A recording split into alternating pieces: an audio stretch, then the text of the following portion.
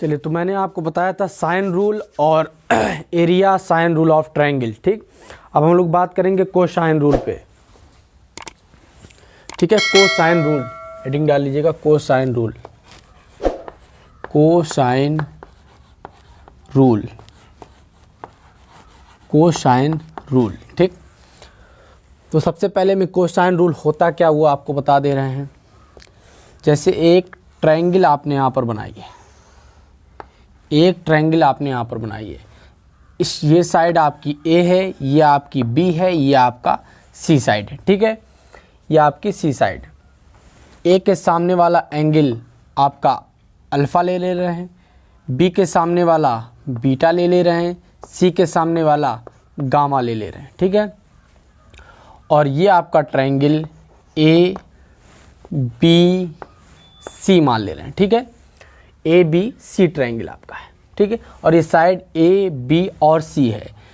तो cosine rule क्या होता है, C square is equals to बचे हुए दोनों साइड ए स्क्वायर प्लस बी स्क्वायर, ए स्क्वायर प्लस बी स्क्वायर। ठीक है, यानी सी स्क्वायर और बचे हुए दोनों साइड के स्क्वायर का sum A square plus B square minus 2, इन्हीं दोनों का प्रोडक्ट ए इंटू बी, और इन दोनों के बीच में फंसा हुआ एंगल यानी कि गामा -2ab कॉस गामा। ठीक है, और यही आप सी स्क्वायर के लिए नहीं, यही आप ए स्क्वायर के लिए भी लिख सकते हैं और बी स्क्वायर के लिए भी आप लिख सकते हैं। यहाँ पर दिख रहा होगा कि C square equal to A square plus B square होता तो ये आपका पाइथागोरस थ्योरम की तरह होता, लेकिन यहाँ पर -2ab कॉस गामा भी आ रहा है। ठीक है, -2ab कॉस गामा भी आ रहा है, लेकिन पाइथागोरस थ्योरम जो होती है वो राइट एंगल ट्रायंगल में वैलिड होती है,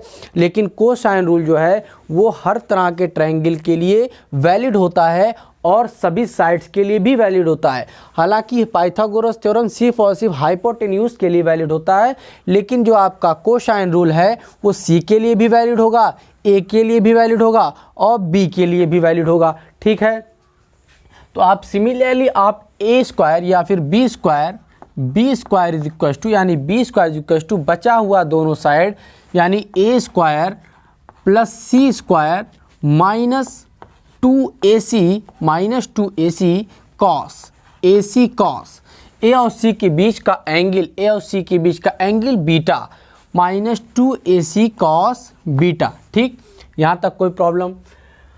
अब देखिए, अब यही चीज़ आप ए के लिए भी लिख सकते हैं, यानी A square is equal to क्या हो जाएगा, ए स्क्वायर इज इक्वल टू बचा हुआ दोनों साइड यानी बी और सी, यानी B square plus C square -2bc cos B और सी के बीच का एंगल मीन्स एंगल अल्फा। ठीक है, यानी bc कॉस अल्फा। ये तीनों ही किसी ट्रायंगल के तीनों ही आपके कोसाइन रूल वैलिड हो सकते हैं। ठीक है, तीनों ही आपका वैलिड होगा, लेकिन मैं आपको सबसे पहला वाला प्रूफ करके दिखा रहा हूँ। एक मैं आपको प्रूफ करूँगा, बाकी दोनों आप सिमिलरली प्रूफ कर पाएंगे बड़े ही आसानी से। तो ध्यान से देखिएगा, सबसे पहले हम लोग क्या करेंगे, सबसे पहले हम यहाँ से इस पर परपेंडिकुलर ड्रा करेंगे, सी पर क्या करेंगे, परपेंडिकुलर ड्रा करेंगे। यहाँ से हमने इस पर परपेंडिकुलर ड्रा कर दिया। ठीक है, तो आपका एक ये मान लिया हमने n, ठीक है, n मान लिया। अब देखिएगा, ये आपको ट्रायंगल दिख रहा होगा ACN, या ऐसे कहें ANC, ये आपको राइट एंगल ट्रायंगल दिख रहा है। ANC ये आपको दिख रहा है राइट एंगल ट्रायंगल दिख रहा है आपको। तो यहाँ पर आप लगाइए इन ट्रायंगल ANC। ठीक, इन ट्रायंगल ANC, इस ट्रायंगल में आप कॉस अल्फ़ा की वैल्यू निकालिए। किसकी वैल्यू, कॉस अल्फ़ा की वैल्यू निकालिए। देखिए क्या आता है, कॉस अल्फ़ा। ठीक, तो कॉस अल्फ़ा क्या होता है, बेस अपॉन हाइपोटेन्यूज। ठीक है, तो इसके लिए बेस क्या है, ये, इसके लिए बेस क्या है, ये, अल्फ़ा के लिए बेस क्या है, ये बेस AC, और अपॉन हाइपोटेन्यूज क्या है इसके लिए, हाइपोटेन्यूज आपका B है। हाइपोटेन्यूज क्या है आपका B, यानी आपका हो जाएगा AC upon B, AC upon B क्या हो जाएगा, AC अपॉन बी। तो यहाँ से AC की वैल्यू क्या निकल के आई, यहाँ से AC की वैल्यू क्या निकल के आई, AC is equal to B into cos alpha, B into cos alpha. यहाँ तक कोई प्रॉब्लम किसी स्टूडेंट को, BC कॉस अल्फ़ा।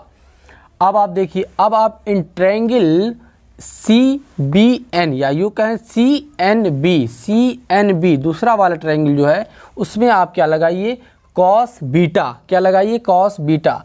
तो हम यहाँ पे लिख दे रहे हैं इन ट्रायंगल कौन सा triangle, CNB, in triangle CNB, ठीक, CNB में आप कॉस बीटा निकालिए, क्या निकालिए, कॉस बीटा। कॉस की वैल्यू क्या होती है, बेस अपॉन हाइपोटेन्यूज। तो बेस आपका ये है, B से लेके C तक आपका बेस है, तो आपका ये BC अपॉन हाइपोटेन्यूज इसके लिए क्या है, इसके लिए आपका ये 90 डिग्री है, 90 डिग्री के सामने हाइपोटेन्यूज, यानी इसके लिए हाइपोटेन्यूज है A। यहाँ से BC की वैल्यू क्या निकल के आई, यहाँ से आपकी BC की वैल्यू जो निकल के आई है वो क्या है, A into cos beta, A into cos beta. यहाँ तक किसी स्टूडेंट को कोई प्रॉब्लम, किसी स्टूडेंट को कोई दिक्कत, BC की वैल्यू आ गई A कॉस बीटा, ठीक है, A कॉस बीटा, ये BC की वैल्यू आपकी आ गई, ठीक है। अच्छा, अब आप देखिए AB क्या है, C, ठीक है। तो आपकी यहाँ से यहाँ तक की वैल्यू क्या आई थी, यहाँ से यानी AC की जो वैल्यू आई है वो है आपकी B कॉस अल्फ़ा, ठीक है। यहाँ से यहाँ तक की जो आपकी वैल्यू आई है वो क्या है, A कॉस बीटा, ठीक, A कॉस बीटा। और यहाँ से यहाँ तक की पूरी वैल्यू कितनी है, C, यानी C इज इक्वल्स टू क्या हो गया आपका, A cos beta plus B cos alpha. यहाँ तक कोई प्रॉब्लम, C की वैल्यू इन दोनों को ऐड कर दिए तो C आ गया आपका। अब दोनों तरफ इक्वेशन में लेफ्ट हैंड साइड और राइट हैंड साइड दोनों तरफ आप C से मल्टीप्लाई कीजिए, तो C square is equals to, यहाँ पे क्या है, A कॉस बीटा, तो हो जाएगा आपका AC कॉस बीटा, ठीक, प्लस, ठीक है, यहाँ पर आपका है B कॉस अल्फ़ा, तो हो जाएगा आपका BC कॉस अल्फ़ा, ठीक, BC कॉस अल्फ़ा। यह आपकी इक्वेशन फर्स्ट हो गई, ठीक है।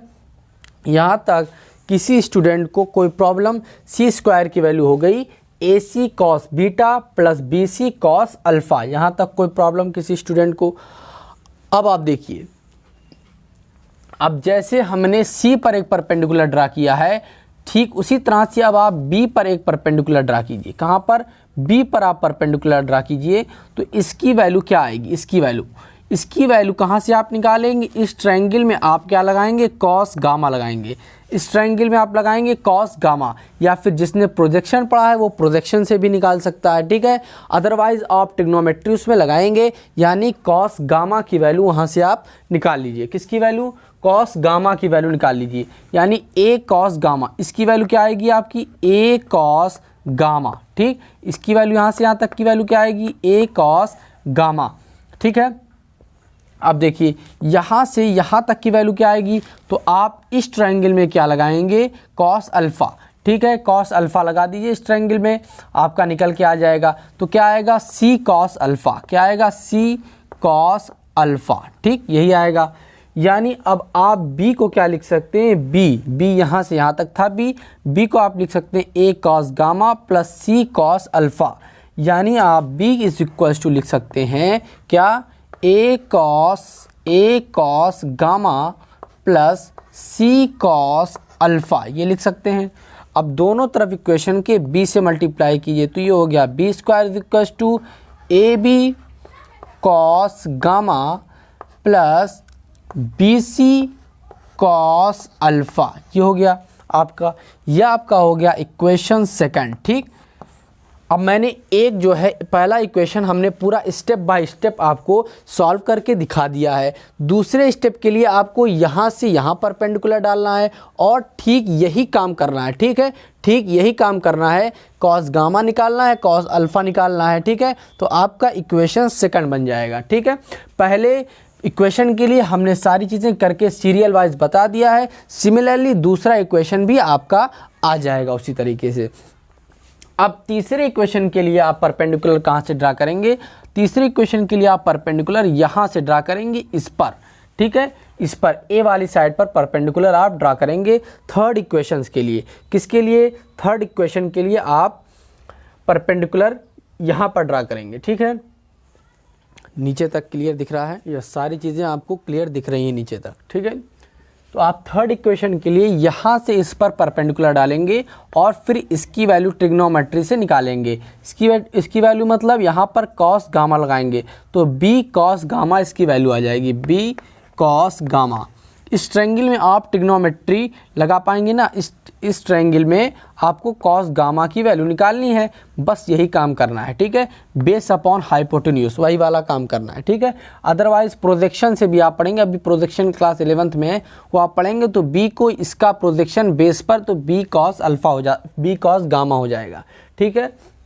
खैर उसके चक्कर में नहीं पढ़ना है, आपको ट्रिग्नोमेट्री आती है। ट्रिग्नोमेट्री से आप यहाँ पर कॉस गामा की वैल्यू इस ट्रायंगल में निकालेंगे तो यहाँ से यहाँ तक की जो वैल्यू आएगी वो आएगी बी कॉस गामा, ठीक है, बी कॉस गामा। और यहाँ से यहाँ तक की वैल्यू क्या आएगी? यहाँ से यहाँ तक की वैल्यू क्या आएगी? वो आएगी आपका सी कॉस बीटा, सी कॉस बीटा। क्या वैल्यू आएगी? सी कॉस बीटा। यानी ए यहाँ से यहाँ तक है तो इसको हमने दो टुकड़ों में बांट दिया, B cos gamma plus C cos beta, ठीक है। यानी ए इज इक्वल्स टू आपका क्या हो गया? A is equals to B cos gamma plus B cos gamma plus C cos beta. अब इसके दोनों तरफ आप a से मल्टीप्लाई करेंगे तो a square is equals to क्या हो जाएगा? A B cos gamma plus A B cos gamma plus a से हमने मल्टीप्लाई किया है तो A C cos beta, A C cos beta. ये आपका थर्ड इक्वेशन आ गया, ठीक है। पहले इक्वेशन के लिए हमने पूरा ट्रिग्नोमेट्री लगा कर दिखाया है, दूसरे इक्वेशन के लिए मैंने समझा दिया। ट्रिग्नोमेट्री आप ट्रायंगल में लगा सकते हैं, बहुत छोटी सी चीज़ है। तीसरे इक्वेशन के लिए भी आप सिमिलरली लगा सकते हैं, ठीक है। तीनों परपेंडिकुलर, पहले परपेंडिकुलर यहाँ, फिर दूसरा परपेंडिकुलर यहाँ से यहाँ, तीसरा परपेंडिकुलर यहाँ से यहाँ, तो तीन इक्वेशन आपके सामने बन गई हैं, ठीक है। अब आप देखिएगा, अब आपको क्या करना है? सेकेंड इक्वेशन और थर्ड इक्वेशन को ऐड करना है, ठीक, और फर्स्ट इक्वेशन को सब्ट्रैक्ट करना है। इट मीन्स क्या करना है? A square plus B square minus C square की वैल्यू निकालनी है।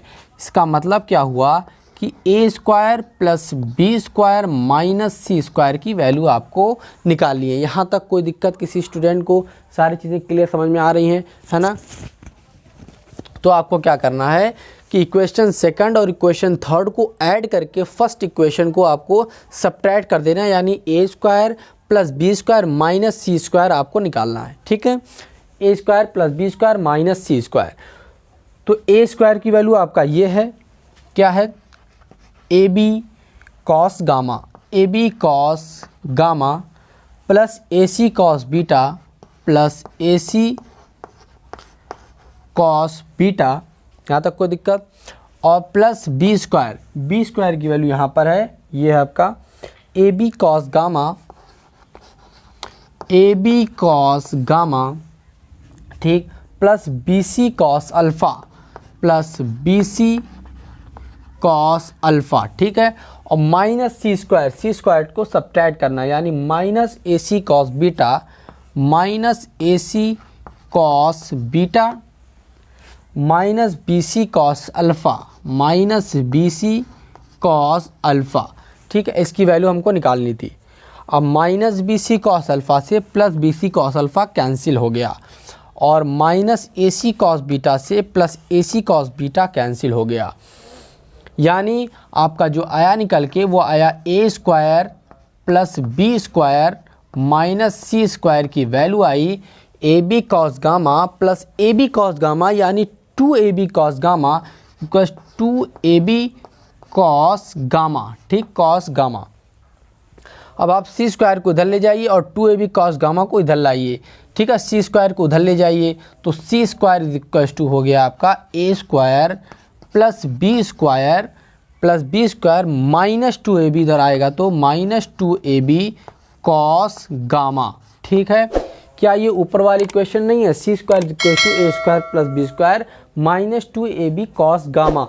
बहुत ही इम्पॉर्टेंट है ये कोसाइन रूल। सवालों के बीच में कभी कभी डायरेक्टली बेस पर क्वेश्चन पूछ लिए जाते हैं। हमने एरिया साइन रूल बताया, ट्रायंगल का साइन रूल भी मैंने आपको पढ़ाया है और अब ये आपका कोसाइन रूल है। उम्मीद है ये सारी चीज़ें आपको एकदम क्लियर समझ में आ रही होंगी। कहीं पर कोई दिक्कत है तो आप हमारा डिस्क्रिप्शन बॉक्स में मेरा व्हाट्सएप नंबर है, उस पर आप हमसे मैसेज में आप पूछ सकते हैं, ठीक है। कहीं से किसी स्टूडेंट को कोई प्रॉब्लम, सबसे पहले क्या करना है, हमें परपेंडिकुलर डालना है, दो ट्रायंगल बनेंगे, दोनों ट्रायंगल में हमें कॉस निकालना है, ठीक है, दोनों एंगल का कॉस निकाल के साइड निकालना है, फिर साइड को जो साइड गिवन थी उसके इक्वल कर देना है। ठीक वही काम फिर दूसरे वर्टेक्स से दूसरा आप परपेंडिकुलर ड्रा करेंगे, फिर वही काम करेंगे, फिर तीसरे वर्टेक्स से तीसरा परपेंडिकुलर ड्रा करेंगे, फिर से दो ट्रायंगल बनेंगी, फिर उन दोनों में आप कॉस लगाएंगे, यानी फिर से आप वही काम करेंगे। उसके बाद आप A square plus B square minus C square करेंगे और सी स्क्वायर की वैल्यू निकालेंगे तो आपकी A square plus B square minus 2ab cos gamma आएगा। यहाँ तक कोई प्रॉब्लम किसी स्टूडेंट को? अगर अच्छा लग रहा हो लेक्चर तो आप सब्सक्राइब ज़रूर कर दीजिए, ठीक है। Thank you.